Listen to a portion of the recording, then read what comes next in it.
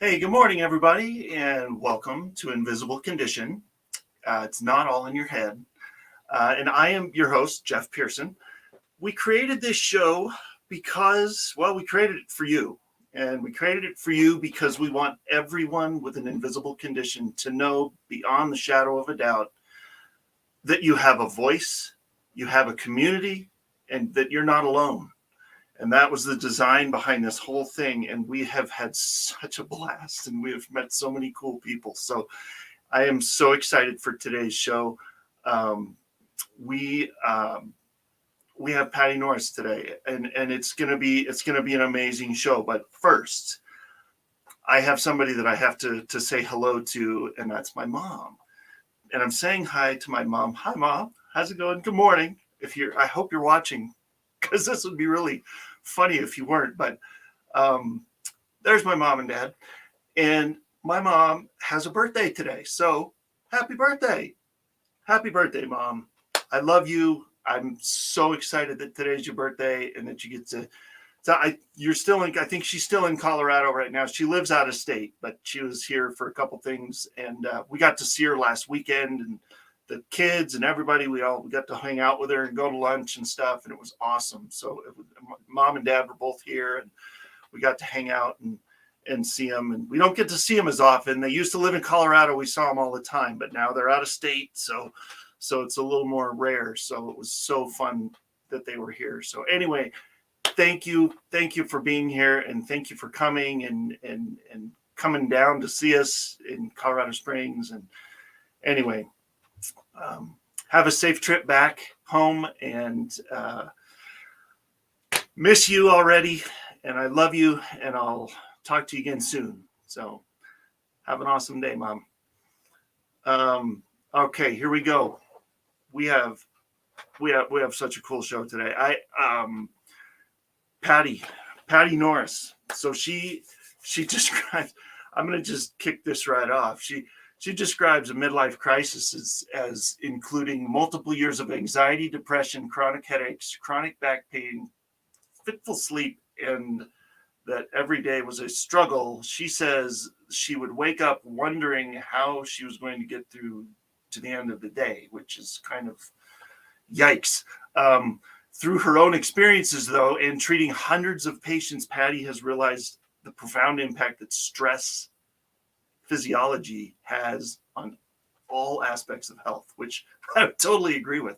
Stress is not a good thing. She learned, this is the cool part, she learned how to rewire her brain, rebalance her nervous system, and free herself from anxiety, depression, and chronic pain. How cool is that? She has since helped many clients do the same thing with all kinds of health issues, traumas, self-sabotaging patterns, everything. She's the co-creator of Wired for Wellness, and I can't wait for you to meet her. So here we go. Here she comes. Let's see if I hit the right button. There we go. Good morning, Patti. Hello, Jeff. How are you today? I am groovy. I am excited that you are here. Yeah, I'm excited to be here. This is awesome, and I'm so thankful that we got connected the way we did, and I mean nothing's by accident, right? So Agreed. it's yeah, Agreed. I think doing that show way back in June with Amanda, and then she connected to us, and then connected to so many other people, and I'm so glad that we're here. Um, so please tell us about. I mean, it started off a little rough, but tell us about those years you described with the midlife crisis and challenges with anxiety and depression. Tell us about that.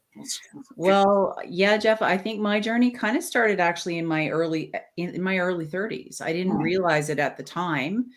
I had a back injury, and I was lifting a bag of horse feed of all things, which is something I had done, 100 times before, if not more than that, with no issue. Yeah. But this particular day, I felt, the whole back going out scenario came to pass. And, I went to the chiropractor and it got snapped and I was better afterwards and just sort of moved on with my life. The backstory though here is that I was at a very pressure filled time in my life. I had 2 young children. I was working. I had a whole bunch of animals that were in my care. I was living next door to my parents. Like there were a lot of balls in the air. Yeah. Yeah, there was a lot of pressure in my life at that time. Uh-huh. So, right. And I didn't understand that at the time. Okay. So over the period of about the next decade, that back pain would come and go.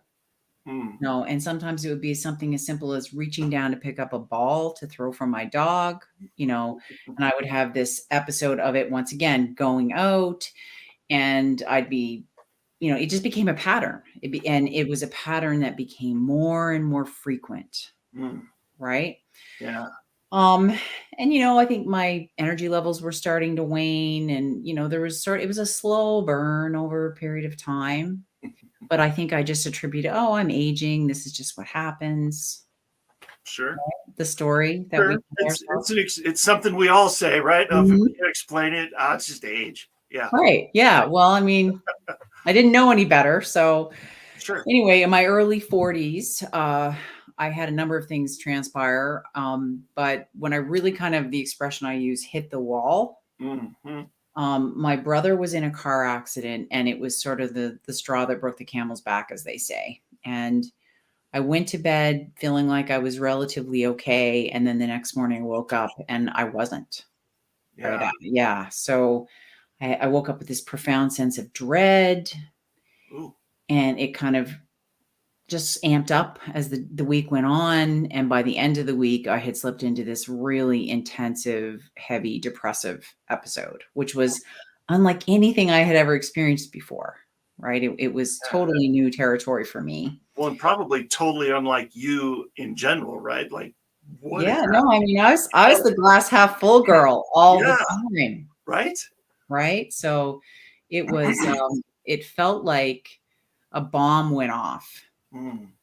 For me. And I really was overwhelmed. I didn't know what was happening. I didn't understand. I didn't know what to do about it. So that was the beginning of the crisis, I guess. Yeah. And then over a period of the next few years, I had a couple of significant losses, which just sort of added fuel to the fire. Yeah. And I started the process of trying to get well. I did the things that most people do, right? I went to the doctor. I went to a talk therapist. I saw people that, body work practitioners. I did all the things. Sure. The only thing I didn't do, Jeff, was medication, because I just seemed to have this inherent resistance to that, which at this point I'm really grateful for. But it was a very intense time in my life. Yeah. Yeah.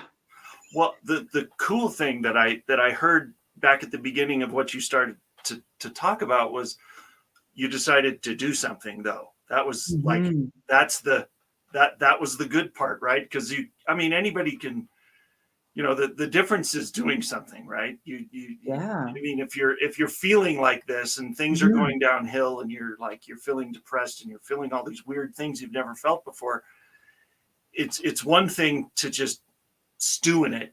And there's the other thing is let's stinking, let's do something about it, right? So at least Right. so kudos, because that's the first step you have to take, is to decide to do something different. Well, yeah, and I discovered some things about myself in this process.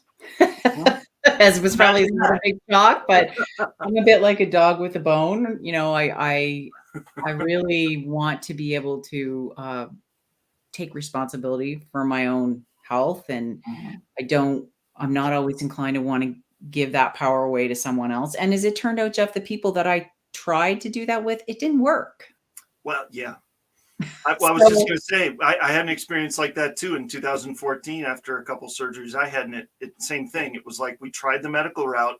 It mhm. did nothing for me. And the doctor literally said, I guess this is the way it's going to be. I mean, Wow. and I said, nope.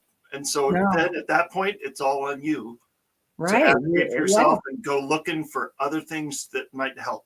And Yeah, so yeah, we have to be willing to turn over all the stones, right? everybody has that moment, right? If they're lucky. If If you're they're lucky, lucky, I they guess. do. Yeah. If you realize it. Yeah. Yeah. Yeah. So, and I'm also a believer that, if we're open to it, the universe will often give us what we need. And the turning point for me, the beginning of the turning point was I came across a book that was written by Dr. John Sarno, Mhm. called Healing Back Pain. It's just this very unassuming little paperback book that took me about maybe 4 hours to read cover to cover. Okay. But it just came to me at the perfect moment. Nice. And in that book, he talks about this idea that we can get stuck in cycles of chronic pain. And then I later found out, as well as chronic, all kinds of other things. Mhm. But at Mhm. that time, he was speaking to pain specifically because of um, repressed emotional issues. Oh, okay. And he explained it basically that I'm simplifying here, but the theory, his original theory was that if we have too much volume, right, of repressed emotions, that our nervous system, our brains will then create pain in our bodies as a distraction from those emotional issues that we haven't dealt with. What? Yeah, I know. Pretty crazy, right? I mean, and the other way that he explained it was that it's the brain perceives those emotions actually coming out as being more of a danger to our survival than pain would be. Oh my goodness. So it acts as a mechanism to keep them suppressed. Wow. Right. I know. That's kind of weird. I'm Yeah, not I gonna know. lie.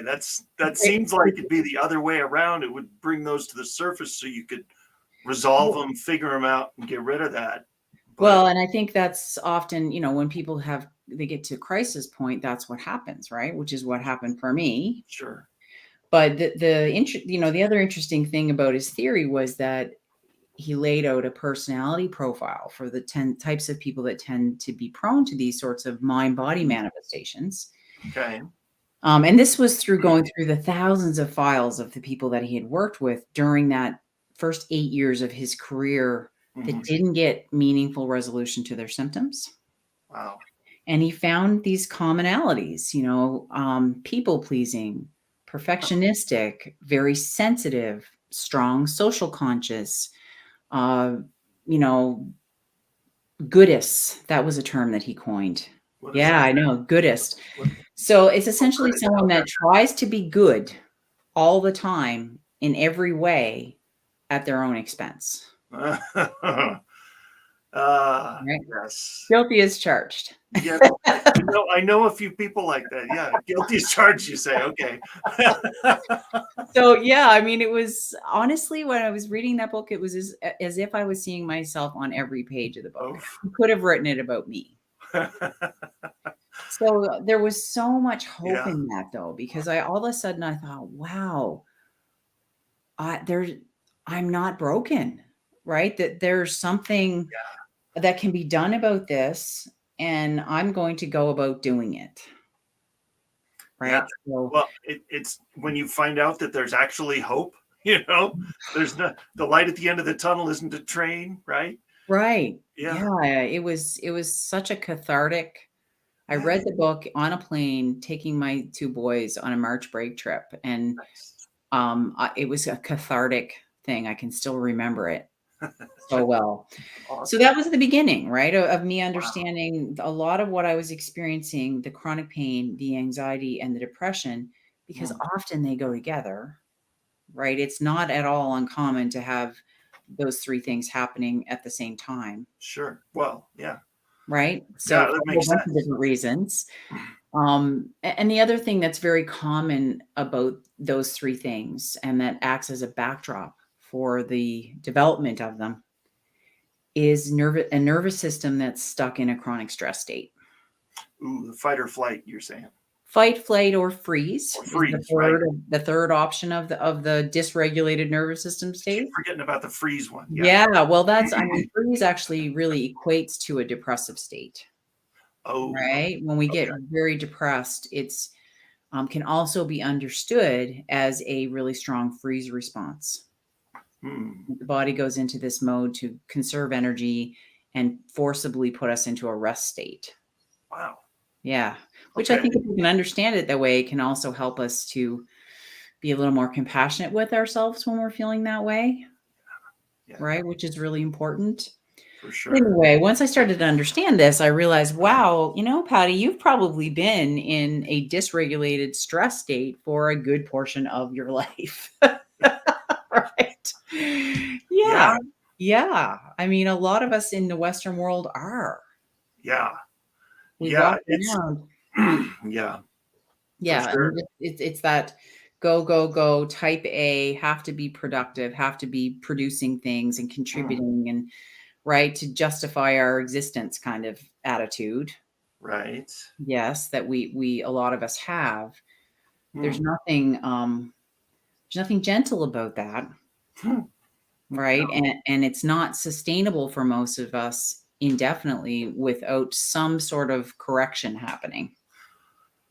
that's absolutely right. And I forgive me, I got to take this second real Mm, quick and I just got to throw this out there because yeah, there's so much information that is good here. And I want to throw this out to the audience. So if you guys are, I mean, we're live right now. So if you're watching right now and you have a question, this is the person you want to talk to right here. You've got her for a better part of an hour here. I mean, well, I guess about 40 minutes at this point, but we're here for a couple more segments. So comment in the on the social media, and she can address whatever you want to address. But or contact her. We'll have her contact info. Later in the show, we'll talk about that. But yeah, I just want to throw that out there because there's so much good information that's going to be here, and I just want people to be able to take advantage of it. So, but yeah. yeah, you just don't know what you don't know, and Well, so that's the whole thing, Jeff, right? And there's so much suffering that happens because we don't know. yeah. We don't Well, we and when don't you get into one understand. of those cycles of crazy, and you're depressed and you're anxious and you're frozen, you can't feel like you can't do anything. That's the point when you have to do something, but it's so hard. Well, yeah, I mean, it can feel so overwhelming, and we start to identify with those states, right? And we slip into this feeling of this is who and what I am, as opposed to this is something that I'm experiencing, right? Yeah, that's a big distinction there. Mhm. That's a Yeah, good it is point. a big distinction.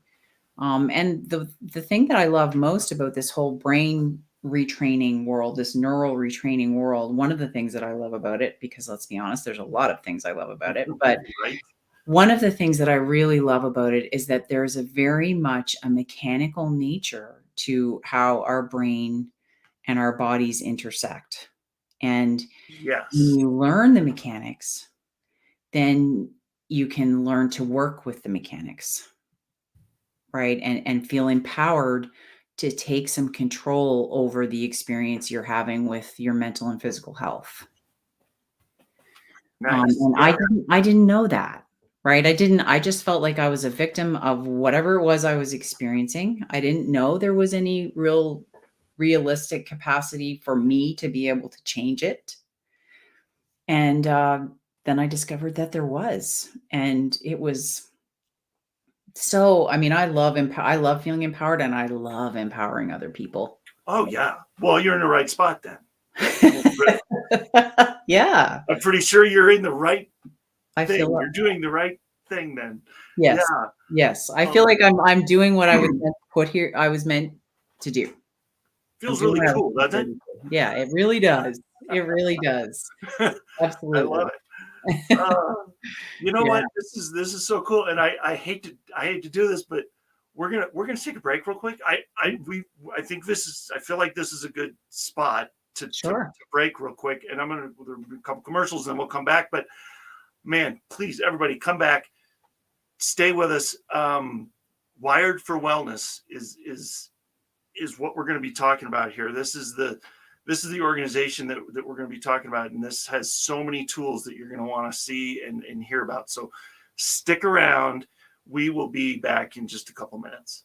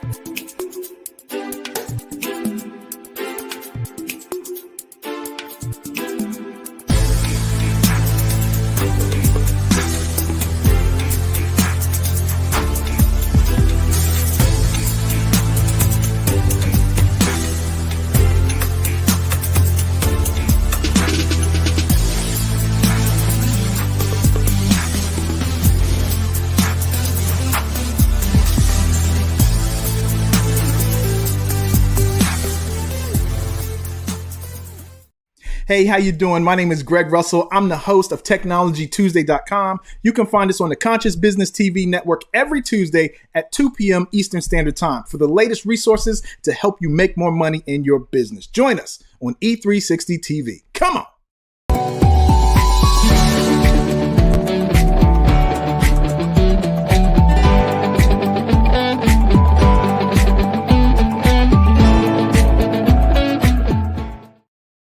All right, welcome back, everybody.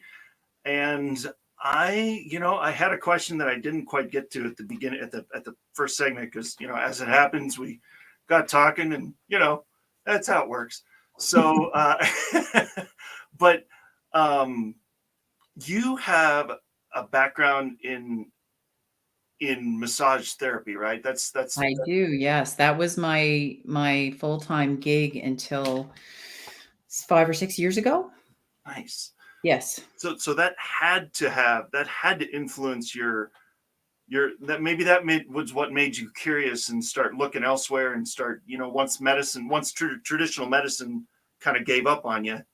Well, yeah, I already lived in that world. I have a brother who is a naturopathic physician as well, Oh, so nice. I definitely hung out there. Mm-hmm. And doing that work, you really get an opportunity to see the impact that stress has on people's health, in a really up close and personal way. Yeah. And I don't know, Jeff, about you, but I definitely find that sometimes I can recognize that more clearly. Not so much anymore, but at that time, I could recognize that more clearly in other people than I could see it in myself. Yeah. Sure. Of course. It's way easier to see it in other people than it is in ourselves sometimes until we hit a crisis point. Yeah. Well, But it did give me a unique sort of ground to work from, that I did have an understanding of that. And the educational process in Canada to become a registered massage therapist is actually fairly, it's a 2-year full on program. So I had some understanding of physiology, and yeah. so I had a good place to start to learn this from, and lots of experience being in a room with people who were struggling. Yeah, no, of course. Yeah, that's an Yeah. awesome. I mean, that seems like that set you up pretty good. It did. It was definitely where I am now. It seems like it was a beautiful sort of natural evolution from where I started. Yeah. Yeah. And Yeah. you and you talked, I can't remember if we talked about this or if I mentioned it in the intro, I don't know, but Dr. Sarno's tension. Myositis syndrome. Thank you. Yes. Myoneural myositis. Yeah. It started off as myositis, and then he started to recognize that this process would actually impact a neurological tissue as well. So Okay. the definition of TMS, that's the acronym, has evolved over time for sure. But that is the way that any of the people that really hang out in this world that's the term we use, TMS. Everybody knows what you're talking about when you say that. Okay. Yeah. So how did that play a role in your overcoming your midlife crisis? Well, it was the beginning of me understanding that a lot of what I was experiencing was not a problem. It was manifesting in my body, Mm-hmm. but it was starting up between my ears. Right?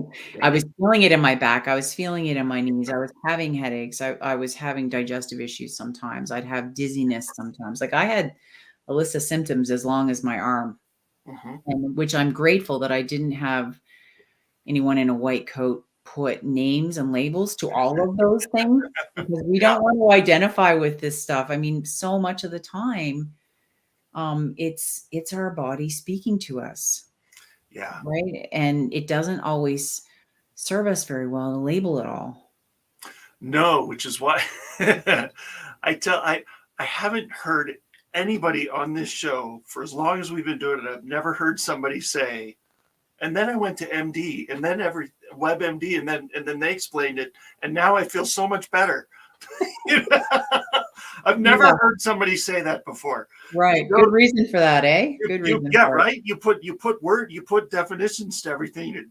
It almost turns you into a hypochondriac, Well, absolutely. And Dr. Sarno spoke to that if you, and as well as the medical doctors and therapists and all of the different people that have taken that ball from him and continued to run down the field with it, that if you have someone in a white coat tell you that you have XYZ, Yeah. then because we're so conditioned and programmed in our culture to, and I'm not dissing doctors, that's not at all what I'm doing. Yeah. But we are so programmed to sort of have them on a pedestal as these godlike creatures that if what they say is the word of law, and now all of a sudden you are conditioned to believe that there's no way out of this, that this is who I am. Yeah. Label. I don't know, Jeff, for me, most of the time in my life, in my experience, labels have not been something that have served me very well.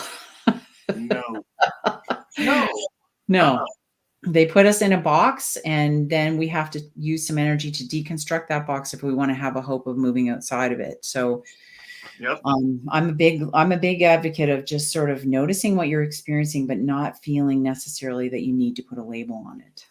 Well, and here's an example. I'm going to ask you for an example too, but here's an example for me that might fit that is, like I was saying about in 2014, I had a couple brain surgeries and I had to be in the hospital for a few weeks and I came out of it and started having nonstop migraines. And they lasted for what turned out to be a little over a year before we got rid of them, but nonstop migraines for over a year. And about 3 or 4 months in, I thought I kept going back to the neurosurgeon saying, how can we fix this? What can we do to get rid of these? What pill can I pop to relieve the pain, or what? I want to get rid of this. And he just said, well, I guess you're just going to have to live with headaches now. And I said, no. And that was my moment of like, okay, obviously traditional Western medicine has no solution for this. I'm going to look elsewhere.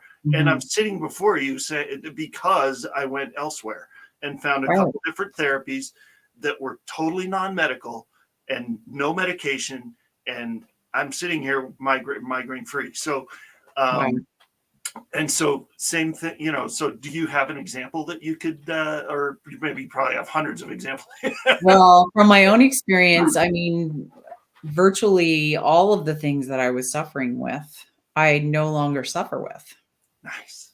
And it didn't involve, in actual fact, one of Dr. Sarno's theories was that when we go out and we partake in interventions outside of ourselves to fix ourselves, that we actually perpetuate the problem, because then the message we're sending to our subconscious mind, which is the most powerful part of our operating system, is that we're broken and we need these to fix us.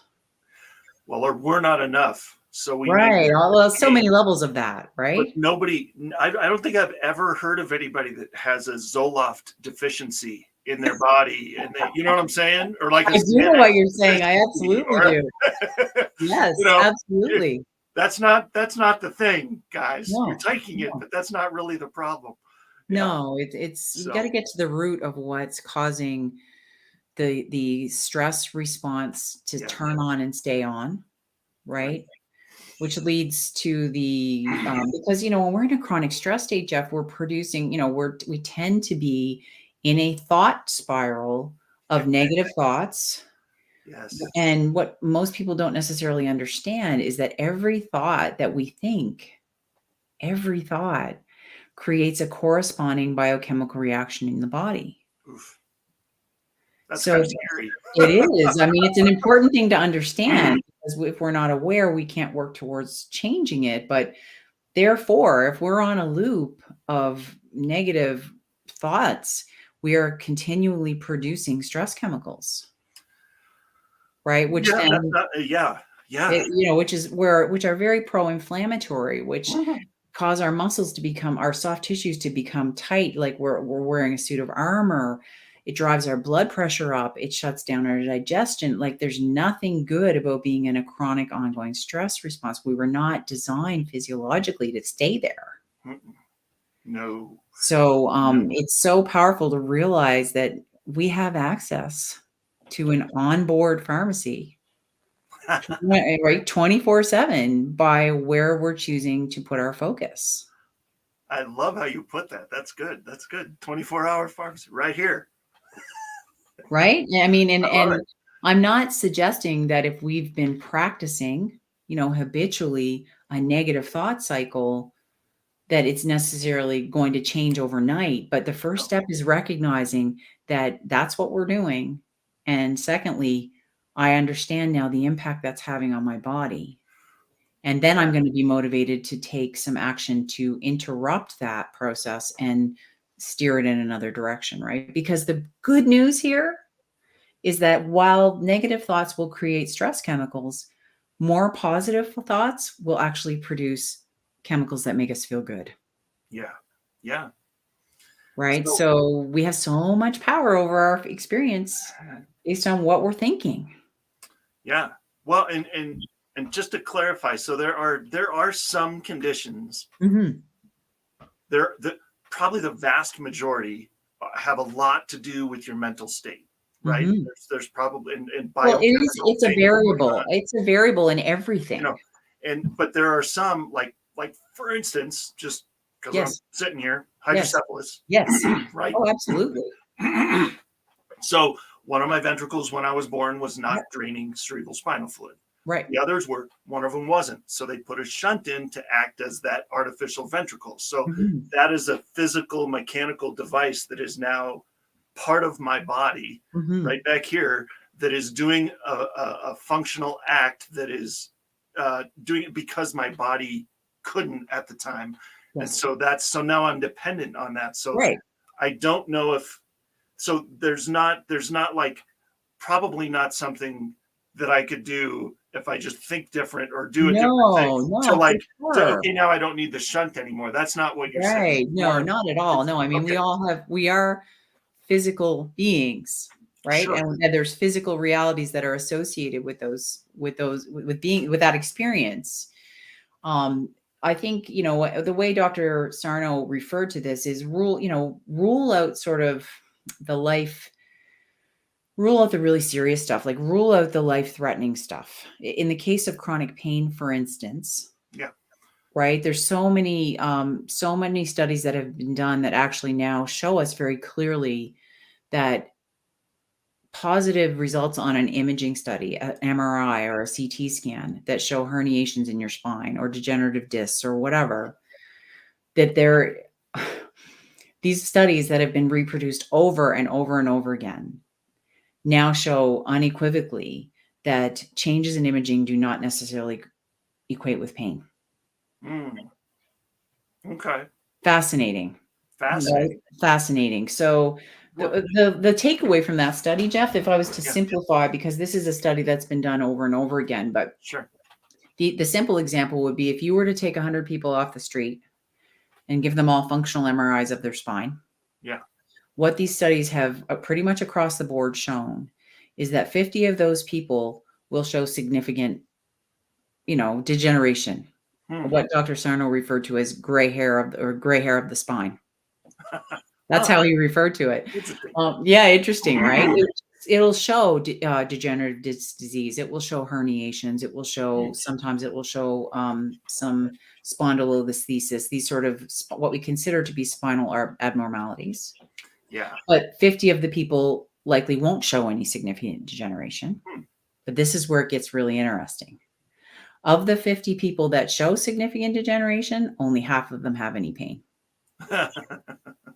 Wow. And the people that don't show any, guess what? Half of them have pain. Sure. So oh man. So what is that telling us? It's telling us that we can't rely on diagnostic imaging to be unless it finds a tumor or something, then that's a totally different scenario. Yeah. Right.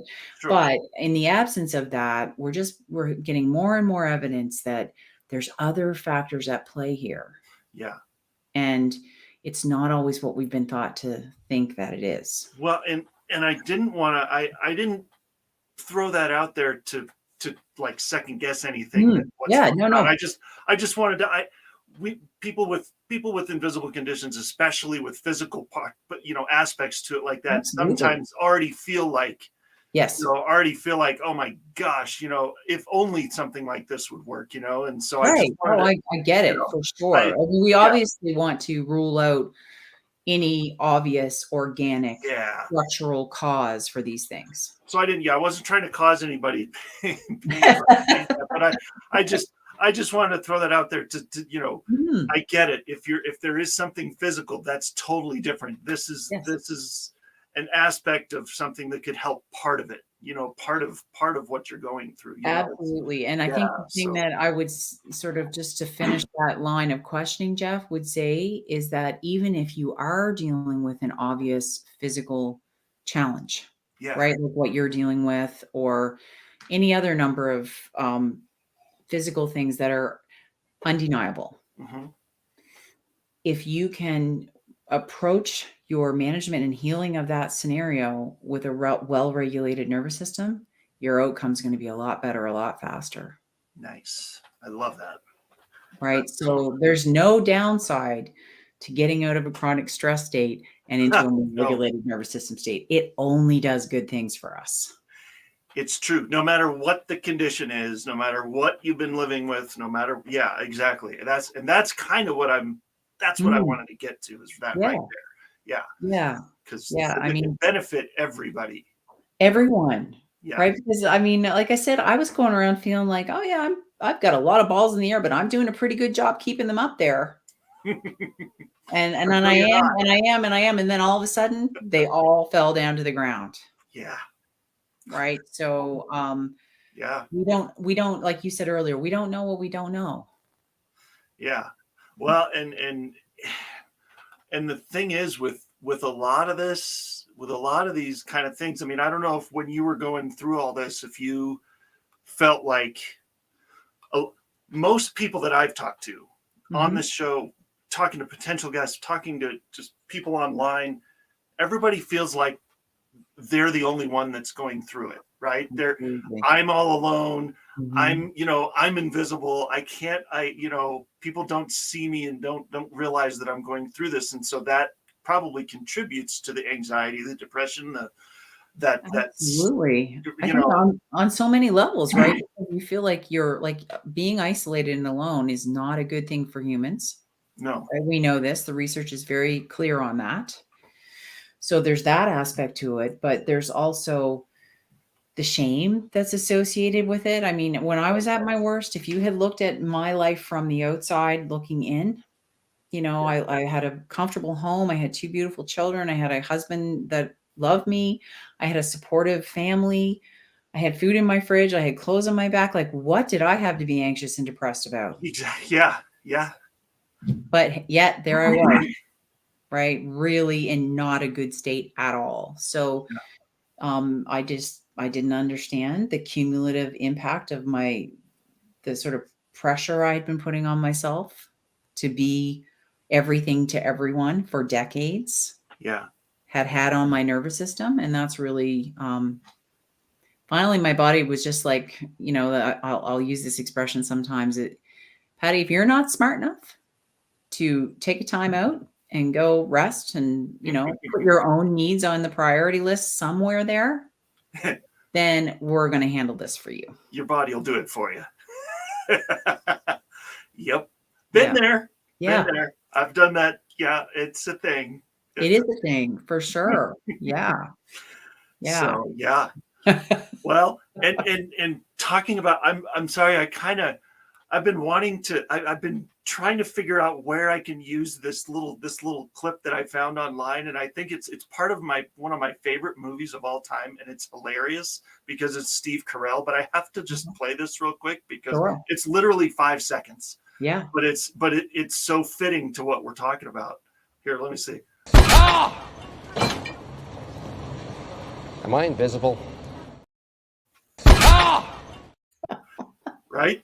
You know, I don't know if you've seen that movie, but I think maybe I have. It looks vaguely familiar. You know, it's a movie based on the old TV show from the 60s, but Steve Carell and Anne Hathaway and all that stuff. But anyway, yeah, when we were coming up with the idea for this show months ago and stuff, that was one of the things that we thought of. We're like, so many people feel so invisible, and that's why I talk about what I do at the beginning of the show. You're not.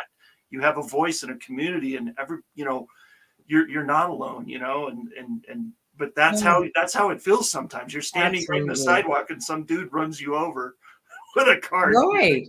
Hello. Right. Does anybody see me at all? Does anyone understand what I'm going through? Am I all alone over here? Exactly. And you're not. No, it's not a nice place to be. That feeling. No. And you know, this coaching program that I'm a part of, Jeff, that is the 2 women that I co-creators with.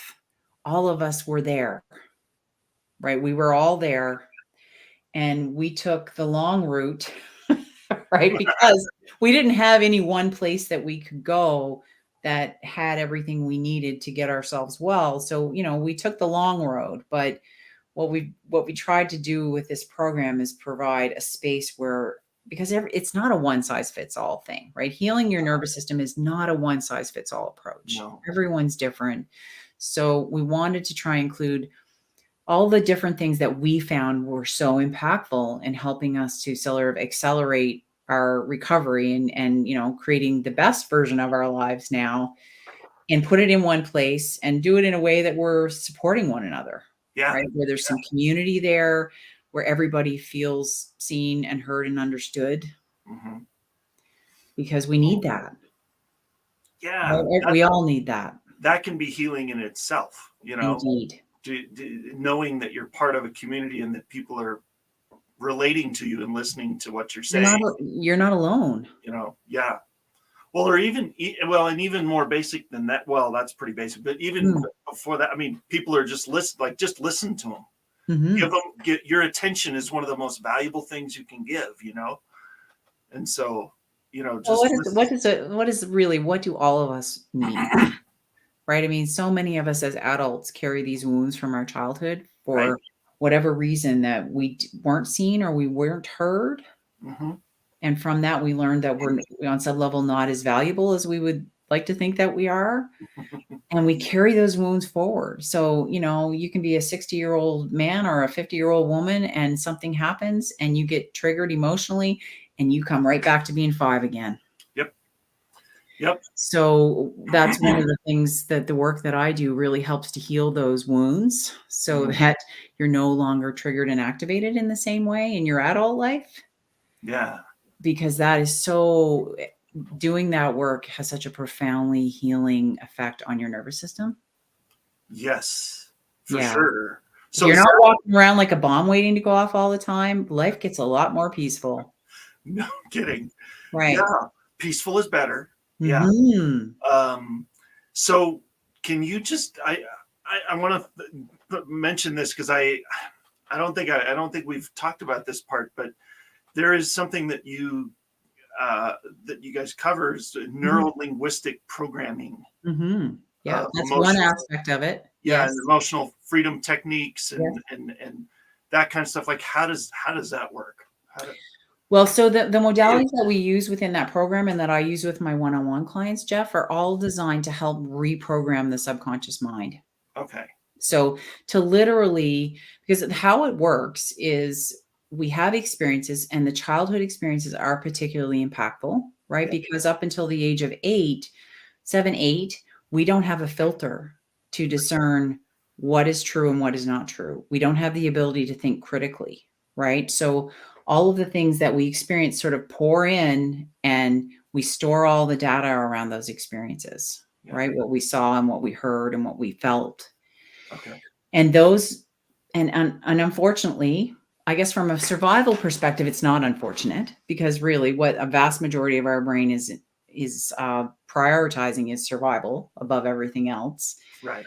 It will prioritize the negative experiences because we will think, the brain perceives difficult emotional experiences. If there was a lot of negative emotion in them, fear, sadness, etc., as being something that we really need to tag and remember as a survival strategy. If we're in a situation that feels like this again in the future, we need to know to take this seriously and react appropriately. So they take up a lot of real estate. The negative memories from our childhood take up a lot of real estate. And if we can, it is unfortunate in the sense that if we want to create a really beautiful, full life for ourselves, we have to acknowledge and understand that that's what's happening and work with it. Yeah. But from the perspective of our survival, it's not unfortunate because, here we are, we're both here. That's true. We made it this far. So thankfully, like let's show some gratitude to this survival part of our brain that does such a great job of keeping us alive. Right. Right. Yeah. But there's a gift in recognizing, oh, okay, I understand how this works now. And a lot of those things that maybe were true for me back then are no longer true for me now. Yeah. Yeah. And I don't have to let that programming, because that's really those memories of those negative experiences act like software that gets loaded on the hard drive. Right. And we just keep playing the same programs over and over again until we decide maybe they're not serving us anymore and we want to do something to update them. Yeah. Right. I mean, and that's the beautiful thing about the work that we do. It actually allows you to essentially uninstall the software you don't want anymore and then consciously choose what you want to replace it with. Nice. So your brain works very much like a computer, which is why I use that analogy so much, because it's very accurate. Yeah, it is. Yeah. Well, so, all of those modalities are used to help literally scratch up those old neural pathways and create new ones. And that is so, it's like, it's not necessarily like the easiest thing in the world to do, but it is so simple. Well, yeah, it's a simple concept. And the thing that I really love about the work that we do is that, we've found ways to make it easier than what you might think. Yeah. It doesn't have to be this huge struggle. It doesn't have to be a white knuckling it kind of situation. If you learn how to do it in sort of these neuroplasticity is where it's at, right? Like there's so many cool things happening in that world. And myself and my colleagues try to stay on the front edge of that. So we're trying to make it more graceful, easier, more fun, right? All the time. And I'm, honestly, Jeff, my clients, when they come to see me, there can be some tears at times, but there's just as much laughter as there is tears. Nice. And the Good. beautiful thing is the most powerful way you can rewire your neural pathways is through laughter. Yes. Right. Well, Which probably doesn't come as a huge shock to no. you and to lots of your listeners. But if you do it in a really deliberate way, like in a very consciously applied way, you can really smash out some really negative stuff from your past in ways that are more fun and easier than you might think. Yeah, totally. Well, Yeah. and I just have to, for all the stuff that people are going through, and for all the stuff that you've gone through to come to this point, and all the, because that wasn't easy. I mean, that was rough, for a while, and I'm sure you still have rough days. I mean, everybody still has rough days. I'm still human. Right? Yeah. I mean, hello. Yeah. Well, Yeah. welcome to the human race, everybody. Yeah. So with all of that, I ask every single guest this question, and I want to, because it's always fascinating to hear the answer. So with all of what you've experienced and what you go through day to day, even up to this point, day to day, how do you find hope? How do I find hope? Me specifically? Yes. I am always leaning into something that's a little bigger than I am. I believe I'm all about the quantum physics. I know this much about it, but I love everything that I know. Yeah. And I really believe that we are so much more powerful than what we think.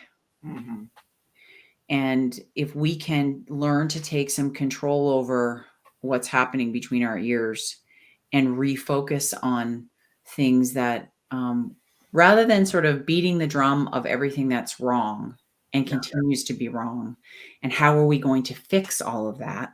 Yeah. My perspective is very much, problem solving lots of the times, it doesn't take us where we want to go. So let's start asking some different questions. If I could acknowledge that that is not how I want it to be, and ask myself, what would I rather it were instead?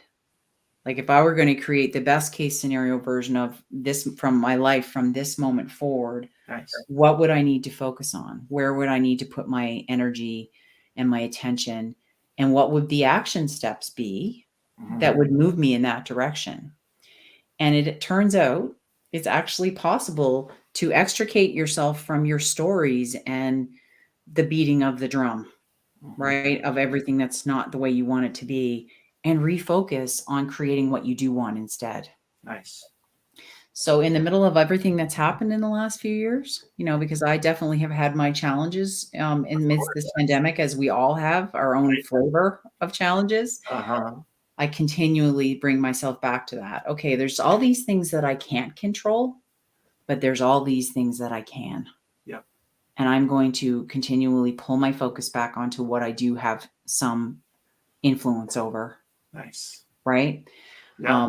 That's how I stay hopeful and optimistic. And it just feels so much better to hang out there. Right. I agree. And so people watching going, I love what she's saying. I got to learn more. How do I get in touch with this person so we can do more? We're almost out of time, but I want you to, I mean, we have your information in the notes for the episode, but I want you I want you to be able to get it out there. So yeah. Well, how do people find you? Yeah. So my personal website is just my name, pattinorris.com. And if you had interest in chatting with me about potentially doing some work together, ask some questions, feel free to reach out to me at my website there. And then the group coaching program, Get Wired for Wellness. Our website is getwiredforwellness.com. And we do have some, amazing free resources that are available on our website. One is an anxiety specific program to help people rewire their brain around persistent anxiety. And the other one is a program designed to help people understand nervous system regulation and how to use brain training to bring yourself into a better nervous system state. Awesome. Yeah. And these are free programs, and they're, if I do say so myself, they're pretty great. I can't wait for people to jump on there and see them and work with you. I'm actually starting to work through a program as well. So Yeah. I will definitely be in touch, because I definitely have questions. Because yeah, well, yeah, it's a whole new paradigm, right? It's a whole new paradigm. It totally is. So yeah, and thank you so much for being here. Yeah, well, thank you for having me. This has been so cool, and I wish we had another hour, but we don't. Well, I appreciate the opportunity to chat with you, Jeff. Thank you so much. That's so cool. You guys really need to reach out to her. I mean, I'm just scratching the surface on the program I'm doing with her, and it's just amazing. So, so definitely check it out. But okay, September 15th, Friday, this next episode, Stephanie Berman is going to be my guest. She's going to be talking about the Aziza Project. Any women out there in the audience? I'm sure there's at least a couple. This next episode's for you. It's going to be awesome. She's going to be talking about a ton of stuff you're going to want to hear. So anyway, have an amazing day. Have an amazing week. And we will see you on Friday.